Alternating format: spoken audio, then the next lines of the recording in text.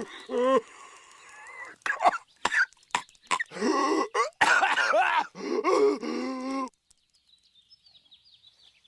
kind of place is this? Hi, my name is LionHeartZ. Welcome back to the Crucible Brothers. Today, we are stopping our normal content flow to put out this open letter from us to Bungie about the current state of the Crucible. Me and the Goomies both are avid PvP players, having amassed more than 6,000 hours between us over time, and having both played Destiny 2 since the beta. Bottom line, PvP is what we do and it's what we love. But the thing that we love is currently in the most turmoil it's ever been. Normally, this is a pretty hyperbolic statement, and Destiny 2 has persisted to better days through some truly awful metas, because the foundation of the game, the core gunplay, was so good that we could tolerate whatever the flavor of that season being far too strong. The problem now, in the post-Witch Queen era, is that the foundation of the game is rotting away underneath us. Core systems like connection, maps, modes, lobby balancing are languishing over time as Bungie continues to leave them behind. It's gone to the point that the overall state of the game makes it at most times a chore to play long sessions, to at worst, miserable to do so. I won't belabor the point too long about maps. It's been talked to death in the community at this point, getting 2 previously taken away maps after almost 2 years of 0 new maps and losing many fan favorites to the DCV is borderline insulting. The news of a new original map coming the season after Witch Queen, while Shadowkeep and Forsaken both shipped with 3 new maps each, shows a continued neglect for the health of PvP outside of sandbox changes. The game cannot sustain itself off of sandbox changes, and we've known that for a long time.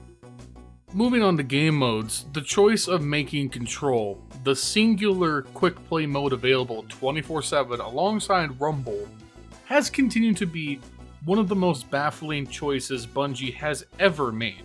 Not only is Control one of Destiny's most flawed game modes, riddled with agonizing spawn traps, awful spawn logic, and punishing conditions to flip those spawns, not to mention its almost encouragement of snowballing with the team controlling 2 out of the 3 zones getting de facto heavy ammo access. It simply gets old being forced to play one game mode over and over and over and over and over and over. The fact that a mode as simple as Clash, literally Team Deathmatch, the most synonymous game mode with the FPS genre, is treated as a weekly event mode is frankly atrocious. Why quick play is not a rotation of simple, casual friendly game modes like Control, Clash, and Supremacy makes no sense. To be straight to the point, a lot of these issues I've talked about have been around for a long time, and in the past, we've been able to sort of deal with it or tolerate it to some extent, but one issue alone has amplified those previous pain points to lethal levels, and that's the state of lobby balancing. Lobby balancing has created gaping wounds in the ability to consistently play and enjoy PvP, and that's mainly from connection quality and teammate skill level. This is not a pro or anti-skill based matchmaking argument, it's just a fact that above average players right now are forced to carry against equal or better opponents while often having much worse teammates behind them, all at the expense of the average connection quality of our matches since connection-based matchmaking was removed. What this created in effect was lobbies with 2 or 3 very good players on each team sweat lording it out to carry their worst counterparts, or good players choosing to exclusively run in stacks to avoid the unfortunate reality of their teammates not being able to keep up. That compounds back onto solo or smaller groups of players who then have to face those really good stacks more often, creating this continuous, vicious cycle of poor match quality. Destiny 2 should be doing its best to make the average skill of a lobby relatively equal. No one says otherwise, but right now, the system tries too hard to do so, lopsiding the lobby against worse players and making connections on average poorer for everyone. And a last point before I toss the mic to my partner in crime. Competitive. Bungie. Competitive is currently an untapped resource. Its potential is basically endless, and its abandonment continues to bewilder many, including ourselves. Competitive could be a huge pressure relief valve for the community. Players who want challenge and a place to strictly seek out competitive high-level matches can have a playlist that rewards their time and effort, and the haunting specter of the quick play Olympics could finally be taken away, making it feel like less an active debuff to run non-competitive loadouts in the non-competitive list. If nothing else, the community deserves to know whether the team even cares about the playlist at this point, instead of us continuing to grasp the vain hope it might be revived. Either embrace competitive or let it die. But limbo is the most unfair state the playlist could be left in. The community deserves answers. With that, I'm going to hand off the rest of this video to the Goomies for their thoughts about the state of the game. The Crucible. It is my favorite thing in all of gaming, and I will not lie to you about that. Seeing it in the state that it's currently in makes me extraordinarily sad for many reasons, which I will go over here in a second, and boy do we have a lot to talk about. Primary gunplay is the best part of Destiny 2, and it is hampered by the unfair flinch mechanics that exist in this game. Flinch on special weapons makes a lot of sense due to their one-shot nature. The only problem in that regard is that snipers receive inconsistent flinch because of reticle friction from aim assist. But for the average gunfight, flinch can make even a skillful player lose so many winnable gunfights. Flinch should be reduced dramatically on primary weapons to bring the overall randomness of gunfights down in PvP. The special ammo economy is close to being balanced in our opinion. If Bungie can take the leap and finally limit special ammo scavengers entirely, a 1 ammo for 1 kill to get 1 ammo system would drastically reduce the potential special ammo spam in the Crucible. This is separate from the overall balance of special weapons, which is a different topic for a different time. Now, heavy ammo on the other hand is overly saturated and is ruining PvP.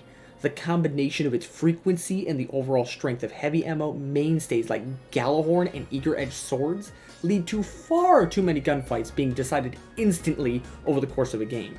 I feel like we should go back to the only one person getting heavy or heavy spawns 1 time per game and fully shared with the team that earns it. This would stop map camping and snowballing where teams that control heavy spawn basically win games by default due to the frequency of their uptime. Beyond that, it feels like with the Void 3.0 we've taken a very large step back in limiting ability spam, which was talked about in the 30th anniversary update. Some abilities were nerfed to allow for more primary gunplay, and while it was good on the surface, the most potent abilities, for example class abilities, continue to enjoy some of the shortest cooldowns for the highest impact in the Crucible.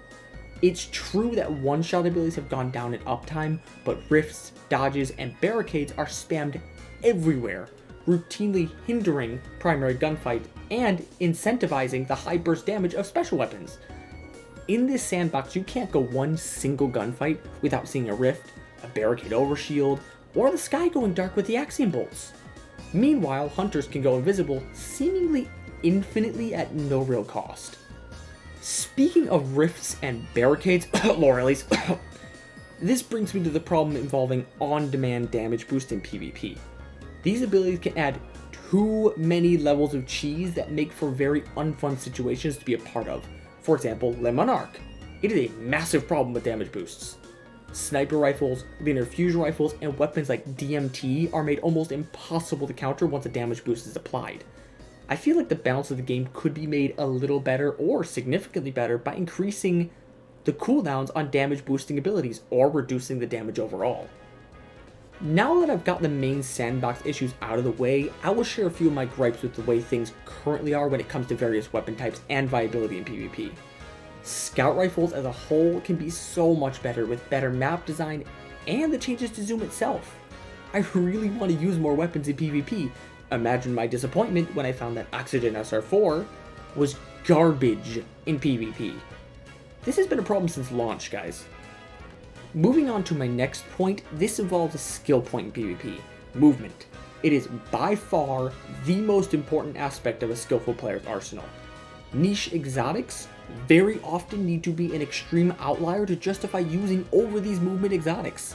This cannot go on if we want balanced exotics in this sandbox. Looking at you, Renewal Grasp and Lorelei Splendor, the biggest issue holding non-movement exotics back is that the exotic that enhances movement has constant uptime. And when this movement speed is so significant, like, I don't know, head bonking with Stompies, or skating with Transversives or Doom Marchers, it becomes incredibly difficult to justify an exotic like Young Amkara's Spine or Peregrine Greaves. It's tough to say how we should approach balancing movement exotics, but as it stands, right now, the majority of builds will default to a movement exotic because of its splashable nature.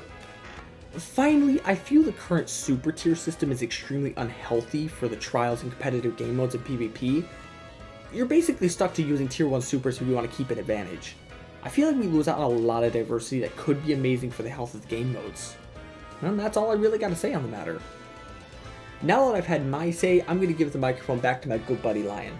You're up. Alright, in closing, we both just want to take a second and acknowledge that this video is not meant to bash on Bungie or to be overtly negative about the state of the game without acknowledging the fact that, one, Bungie, time and time again, has shown an ability to adjust, course correct, and take the game in the correct direction.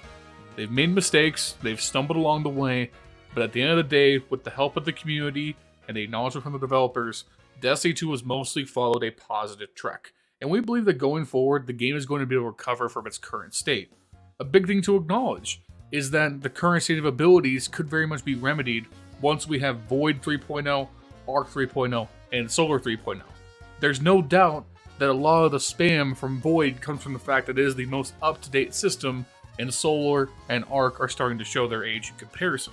That's true. But we also need to acknowledge the pain points of that system along the way, and the balance issues with Void 3.0 as it's come out. Overall, we just want to open up a dialogue, so now we give it to you guys. Leave in the comments down below your issues with PvP. Give it constructive criticism in the comment section. We'll be down there responding as well. If you guys have any questions, let us know as well. Make sure you like the video, subscribe for more content in the future. The Crucible brothers are cooking. We have more videos all along the way, both positive and critical, because at the end of the day, that's the perfect way to operate in this space. Criticize the things that need to be criticized, point out the good aspects of the game, and keep the dialogue open. That's all we want. With that being said, my name is LionHeartZ. He was Goomy. This is the Crucible Brothers. We will see you guys in the next video.